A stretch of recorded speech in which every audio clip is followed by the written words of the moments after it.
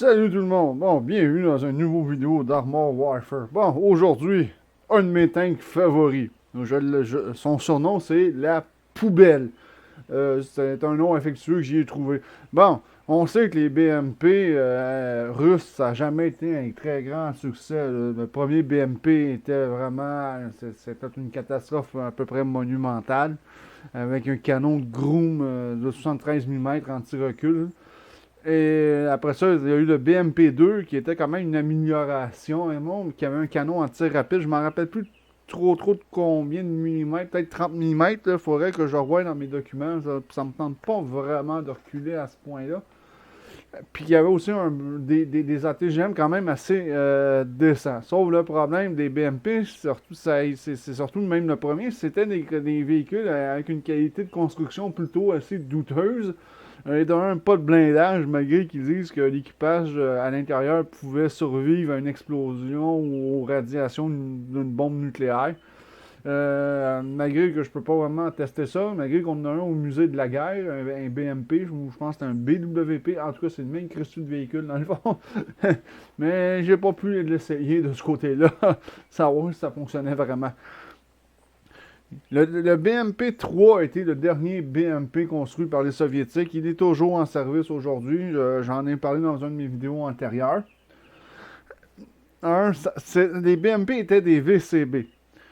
La version BMP qu'on appelle le BMP 125 Dragon est plus tout à fait un BMP conventionnel parce que ça reste, on passe d'un VCB à un tank léger. Fait que déjà c'est c'est un peu plus costaud qu'un VCB de ce côté-là. Fait que, si on calcule, mettons, je sais pas si on peut voir, alors ils disent, non, ils disent pas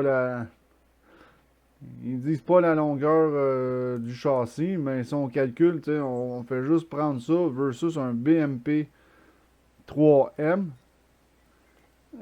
C'est pas mal le même. C'est à peu près pas mal similaire. C'est juste que le BMP 3M, ses performances en combat, n'étaient pas extraordinaires non plus, parce qu'on a, oui, on a un canon de 100, mais qui garde juste de l'explosif. Puis c'est pas un canon à très haute vélocité, c'est vitesse de 350 mètres à la seconde, ce n'est pas de la haute vélocité. Puis on a un canon à tir rapide de 30 mm sur le BMP 3M. Fait que c'était pas un véhicule exceptionnellement pour le combat. Fait que le BMP 125, c'est là que ça change la donne. On a le droit à un canon de 125 mm de modèle 2A75. C'est à peu près similaire à ce qu'on trouve sur bien des chars, comme je pense même le Sprout. Le Sprout, je ne sais pas c'est quoi le canon par exemple qui mettent dessus. On va aller voir ça tout de suite. Le canon du Sprout. Un 2A75 aussi, c'est le même canon que le Sprout. De ce côté-là. Fait que c'est ça. Avec tourelle à équipage, équipé d'un canon de 125, évidemment, parce que, tu sais, là, c'est plus une tourelle inanimée. Les anciens, le BMP3, il y a eu des versions avec des tourelles inanimées, genre, pas d'équipage dedans. Lui, il y a une tourelle avec équipage. Cette variante est armée d'un canon à Amlis, comme j'ai dit, de 125 mm modèle 2A75 à chargement automatique placé dans la tourelle à équipage. Le BM 125 utilisé sur le canon anti-char automoteur 2S25 Sprout SDM-1 est une version améliorée du Sprout 2S25 Sprout SD. Bon, ok, c'est un peu compliqué quand même. Mais je prends ça sur Armor Warfare parce que ils ont quand même une assez bonne encyclopédie en général. Puis j'arrive pas à. Dans mes affaires, j'arrive pas à trouver vraiment beaucoup de renseignements sur le BMP 125. Par rapport à la version sans équipage, la tourelle du Dragon, le tireur et le commandant sont placés dans la tourelle. Le 2A75 est une version fortement inspirée du canon pour char, le 2A46M, qui est assez connu. Je pense que si mes souvenirs sont bons, il y a eu des T72 puis des T dans ce coin-là. Beaucoup de chars de la famille des T ont été équipé de ce genre de canon-là. Il est capable de tirer des munitions standards de 125 mm 2A46. Malgré la légèreté du châssis, la puissance du canon est contrôlée avec l'utilisation d'éléments de suspension hydrodynamique et un système de recul étendu. Autrement dit, pas le choix parce que ça a tellement de recul. Si on met pas ça, tu as plus de chances de basculer avec ton tank en tirant un coup. De ce côté-là, le système de chargement automatique permet de tirer 7 coups à la minute. C'est quand même assez étonnant, hein? 7 coups à la minute, et en plus, imaginez, moi, je l'ai modifié, que je tire encore plus de coups à la minute. Je vous le dis, c'est un bouffeur de balle. On va aller voir les infos ici. Bon, présenté pour la première fois en 2015. Je peux pas vous dire s'il est en service présentement et combien qu'il y en a eu de construits et tout. De ce côté-là. Fait que, tu sais, ce véhicule est basé sur un BMP 3M Dragon qui est en lui-même un BMP 3 fortement modifié. Il est équipé d'un canon de 125 AMS, blablabla. Digne de la classe des CCP, des chars de combat principal. Fait que je peux pas en dire tant que ça sur ce véhicule-là, malgré que c'est un véhicule qui est quand même très le fun. Fait qu'on va aller voir quand même ce qu'ils disent dans le jeu. Dégâts 640 mm. On va aller voir ça, mettons. Pénétration, c'est 600. Ouais. Dégâts 640 de dégâts. Fait qu'on va aller voir. Ben, avec ça, je peux faire jusqu'à 704 de dégâts. Je peux faire jusqu'à 858 de dégâts pour une pénétration de 680 mm pour les hits. 680 mm pour les AP. Puis le dommage est de 576 à 704. Et les ATGM ont une pénétration de 700 mm pour une capacité de dégâts minimale de 495 en allant jusqu'à 786. Des fois, ça peut être plus haut si on pogne des chars avec pas vraiment de blindage de ce côté-là. Quand ils disent 640 de dégâts, ils doivent surtout aussi parler du canon. Mais encore là, on fait pas mal de dégâts avec ce char d'assaut-là. C'est assez... bon, merde. Yep. C'est assez inusité. Pénétration 680 mm. Coups par minute, 8725 coups par minute. Je suis un peu plus que ça avec le modifié. Rechargement, c'est ça. Regarde, j'étais à 4.4 secondes de rechargement. Ça, c'est avec toutes les modifications. Point de vie, 2150 points de vie. C'est pas beaucoup, hein. Mais vous avez du pointage rapporté. Des fois, ça peut vraiment beaucoup amortir le choc. Mais c'est ça. À ne pas vraiment pogner tant que ça. Bon, le blindage, bien évidemment, 60 mm à l'avant, 50 sur les côtés, puis 50 mm à l'arrière. Fait que c'est un véhicule qui est vraiment pas blindé, il faut faire attention. Aluminium militaire, la composition du blindage. La tourelle, on a 200 mm de blindage à l'avant de la tourelle, 100 mm sur les côtés, 35 mm à l'arrière de la tourelle. Vitesse maximale, 73 km/h. Oui, c'est un véhicule qui roule très vite et de 0 à 32 en 2,26 secondes. C'est un véhicule qui est capable de dégager, admettons, assez vite. Masse du véhicule, 21 tonnes. Vitesse de rotation du châssis, très mobile parce qu'il est très léger. Fait que 56,4 degrés à la seconde pour la vitesse de rotation du châssis. Camouflage, excellent. 35% de camouflage. C'est un véhicule qui se camoufle aisément. Portée de vision en mouvement 475 mm. Portée de vision à l'arrêt 545 mètres. C'est sûr, à l'arrêt, on a une meilleure portée de vision qu'en mouvement qui est de 475 mètres.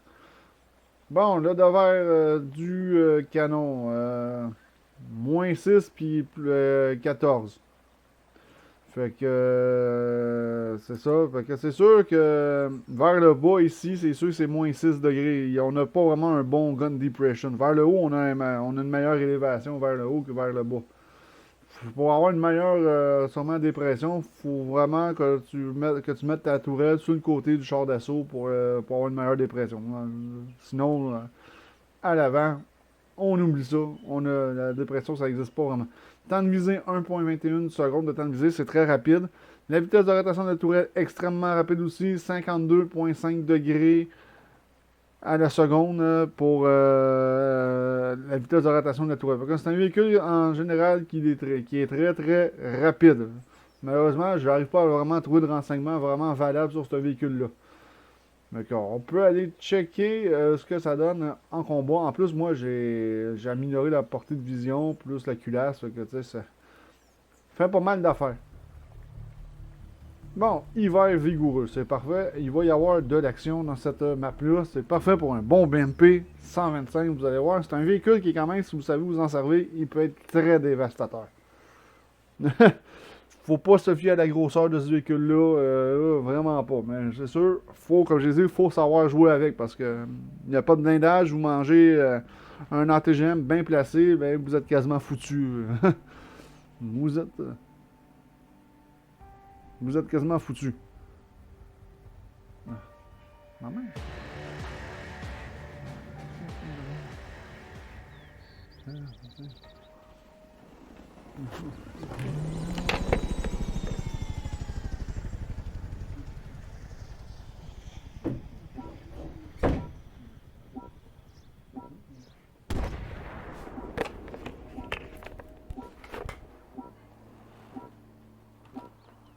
Bon. Comme vous pouvez voir, 4.4 secondes de rechargement. Et ça, c'est pour toutes les munitions. Même pour les ATGM. Bon, on va remettre les AP parce que les ATGM, c'est pas quelqu'un qui utilise beaucoup d'ATGM de ce côté-là. Bon, on va attendre que les poissons se pointent à l'horizon. C'est sûr que je vais pas au front. Fait que regardez, la gun depression n'est pas si faible que ça, c'est le problème de toutes les tanks russes. Fait 150 coups de dommage sur un PL-01. 620, imaginez quand je vais embarquer des missiles, parce que Rambler, ça n'a pas beaucoup de blindage. 647, bon j'aurais aimé ça, là, je l'ai détruit. Bon. PL-01 supérieur, un hors du 5, c'est des noms, mais ça pas ça. 695 sur le hors du 5, c'est un tank à ne pas prendre à la légère. Bon, le hors du 5, 615, on attendait à avoir un peu plus de misère à le percer s'il était de ce côté-là.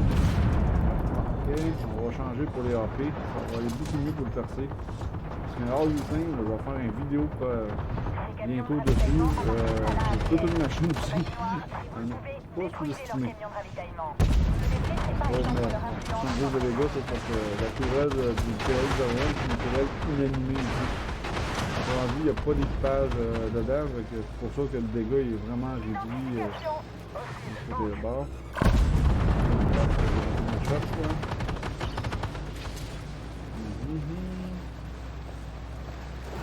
Bon, là, le fun va commencer parce que c'est rendu ici que toute la cavalerie va arriver d'un coup.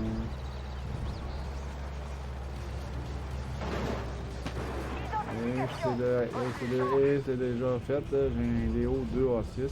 679 de dégâts dessus. J'ai été repéré. En général, ça va être le Léo qui m'a repéré. Ah non, il y a un Thunderbolt ici là-bas. 120 en plus. Ça peut être assez dangereux pour moi aussi. Excusez. J'ai failli m'étouffer ma salive. Qui peut être aussi dangereux, vous avez le Thunderbolt, un 40 120 et une vitesse de rechargement encore plus rapide que moi. Bon. On va avancer un petit peu sans trop avancer parce que ici à ma droite ça va apparaître là. Ça sera pas tard. Ok, Thunderbolt, là, okay. On va charger les lignes pour le Thunderbolt. Et voilà, tu vois, j'ai mangé 2 coups. Le Thunderbolt il est rapide du rechargement. Hein. Ouais, recule mon recule. Fais-moi plaisir. Oh oui. 623. Oh yes. Oh, il est plus rapide du rechargement que moi, c'est ça le problème. Fait que lui, je vais être obligé comme de le laisser venir à moi. Je ne vais pas nécessairement le chasser. Bon, ben il est déjà mort. Ah, ben oui, le Marder, lui, c'est vraiment un bon spot à l'autre bout. Au grotte. Bon, ben il m'a pas vu, hein. Ah, ben lui, par contre. Oh, yes, 728 de dégâts. J'ai réussi à ricocher. Et voilà, il est fini. Comme j'ai dit, faut vraiment savoir. Oh boy, ben là, lui, il me regardait. Ben là, non, on va laisser le Marder s'en occuper. Bon. Ah, ok, on va mettre des AP pour lui contre l'aéroport, ça va aller beaucoup mieux. Ah merde, un Tekken. Pas pour vrai, là. J'ai horreur des Tekken. J'en ai installé 655 de dégâts. Parce que comme vous pouvez voir, c'est un véhicule qui fait quand même beaucoup de dégâts, mais sur le plan du blindage, il est quand même très fragile de ce côté-là. Misère. C'est sûr que là, le T15 m'a accueilli. Instinct supérieur, comme vous pouvez voir, instinct supérieur est un tiers plus haut que son temps initial. En général, c'est un tiers 10. Et dans le mode supérieur, c'est un tiers 11. Voilà, mieux le T15. Ok, par contre, on a plusieurs de bits de belles. Connu. Tu vas voir, ça sera pas. On marquera une fois qu'on va s'en occuper. On avait que le Marder présentement. On a un Thunderbolt à notre gauche. Le problème de l'AI, par exemple, on a des petits bradés, c'est que les bradés ont des blindages rapportés. Fait que des fois, l'AI, elle n'a pas les fesses comptées. Là, j'ai manqué ma shot. Je vais attendre qu'il remonte. C'est pas moi qui va aller le chercher certain. J'aurais trop peur de manger un ou deux missiles tôt en pleine face. Ah ben regarde ça.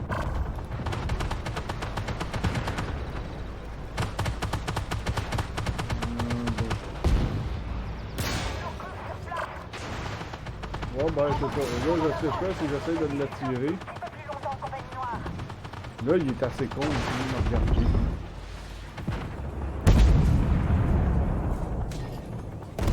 Et voilà, il est mort. Je suis déjà presque mort une deuxième fois.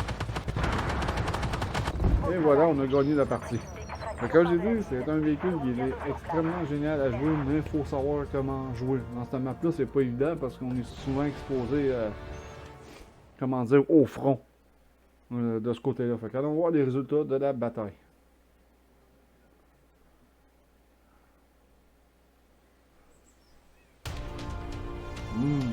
11 000 de dégâts, c'est pas ma meilleure partie. 7 ennemis de repérés, 4 de détruits, j'ai fini 3e dans l'équipe. Bon, ben, not too bad, hein. Je pensais que j'étais pas mal plus bas que ça. Fait que ça vous donne une idée du BMP 325 de Dragon. Fait que, on se revoit dans un prochain vidéo. Et la prochaine vidéo, mais je ne sais pas ça va être quoi. Peut-être le RU5 qui sera un tank quand même très intéressant parce que il est quand même, c'est quand même un tank, c'était un beau projet jordanien de RU5. C'était quand même assez génial ce qu'ils avaient pensé. Et pour ce tank là, fait qu'on se revoit dans un prochain vidéo. Ciao tout le monde!